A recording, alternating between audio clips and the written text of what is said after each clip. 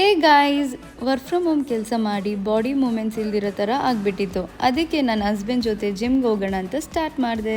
First ದಿನ over excite ಆಗಿ ಜಾಸ್ತಿ ವರ್ಕೌಟ್ ಮಾಡಿ ಬಾಡಿ ಪೇನ್ ಆಗಿಬಿಟ್ಟಿತ್ತು. ಆದ್ರೂ ನಾವಿಲ್ದಿರೋ ಥರ ಜಿಮ್ಗೆ ಹೋದೆ.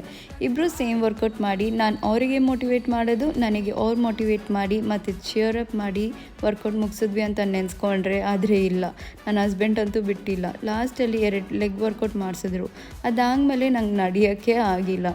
ಜಿಮ್ಗೆ ಹೋಗಾಗ ಸ್ವಲ್ಪ ಬಾಡಿ ಪೇನಲ್ಲಿ ಹೋದೆ, ಬರುವಾಗ ಹೆವಿ ಬಾಡಿ ಪೇನಲ್ಲಿ ಬಂದೆ. ಕಾರ್ ಒಳಗಡೆ ಕೂತ್ಕೊಳ್ಳಾಗ ತುಂಬ ಮಳೆ ಬರ್ತಾಯಿತ್ತು. ಈ ಮಳೆಗೆ ಒಂದು ಟೀ ಕುಡಿದ್ರೆ ಸೂಪರಾಗಿರ್ತಾಯಿತ್ತು.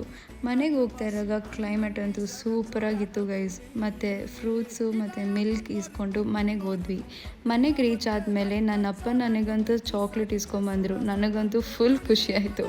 ಅದಾದಮೇಲೆ ಬೇಗ ಫ್ರೆಶಪ್ ಆಗಿ ಊಟ ಮಾಡಿ ನಾನು ಮಲ್ಕೊಳಕ್ಕೆ ಹೋದೆ ಗೈಸ್. ಇವತ್ತಿಗಷ್ಟೇ, ಬಾಯ್.